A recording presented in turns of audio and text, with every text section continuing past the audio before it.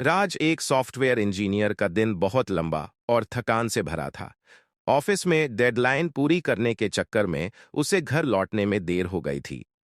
घड़ी रात के 10:45 बजा रही थी जब वह स्टेशन पहुंचा।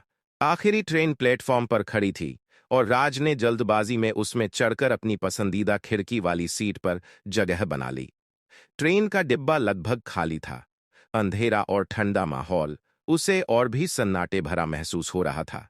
खिड़की के बाहर स्याह रात में दूर दूर तक कुछ भी नजर नहीं आ रहा था।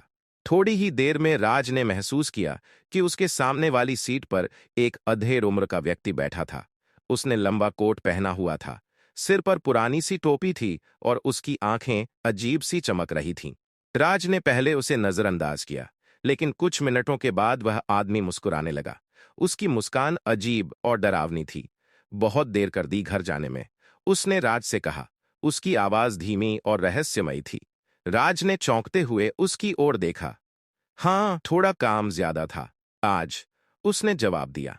इतनी रात को इस ट्रेन में सफर करना खतरनाक है, उस आदमी ने कहा।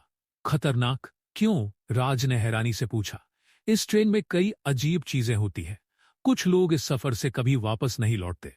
राज ने उसकी बात को मजाक समझकर टालने की कोशिश की, लेकिन आदमी के चेहरे की गंभीरता ने उसे थोड़ा असहज कर दिया।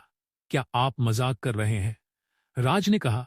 उस आदमी ने गहरी सांस ली और कहा, मैंने भी यही सोचा था, लेकिन जब मुझे पता चला तब तक बहुत देर हो चुकी थी। राज अब सचमुच डरने लगा।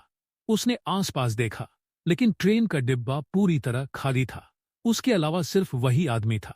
ट्रेन अंधेरे सुरंग में घुस चुकी थी। वहां इतनी गहरी खामोशी थी कि राज को अपनी ही सांसें सुनाई दे रही थी। उस आदमी ने अपनी जेब से एक मुड़ा हुआ कागज निकाला और उसे राज की ओर बढ़ाया। ये पढ़ लो, इससे पहले कि तुम्हारे पास वक्त खत्म हो जाए। राज का दिल जोर से धड़कने लगा। उसके हाथ कांपने लगे, लेकिन उसने कागज लिया और उसे खोला। उस पर लिखा था, तुम गलत राह पर चल रहे हो, अपने कर्मों को सुधार लो। तुम्हें ऐसी जगह पहुंचा दिया जाएगा जहां से लौटना मुमकिन नहीं होगा। राज के होश उड़ गए। उसने सिर उठाकर उस आदमी को देखा, लेकिन वह वहां नहीं था।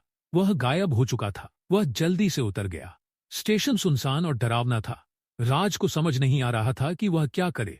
तभी उसे ट्रेन के भीतर से एक हल्की हंसी सुनाई दी, जैसे वह अजनबी उसे देख रहा हो। राज ने ठंडी हवा में गहरी सांस ली और घर जाने के लिए दूसरी गाड़ी का इंतजार करने लगा। इस घटना ने उसे पूरी तरह बदल दिया। वह समझ गया कि यह किसी तरह की चेतावनी थी।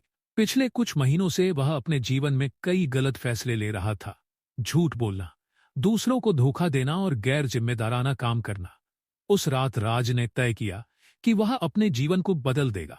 उसे समझ में आ गया था कि समय रहते अपने गलत रास्ते से वापस लौट आना ही असली बुद्धिमानी है।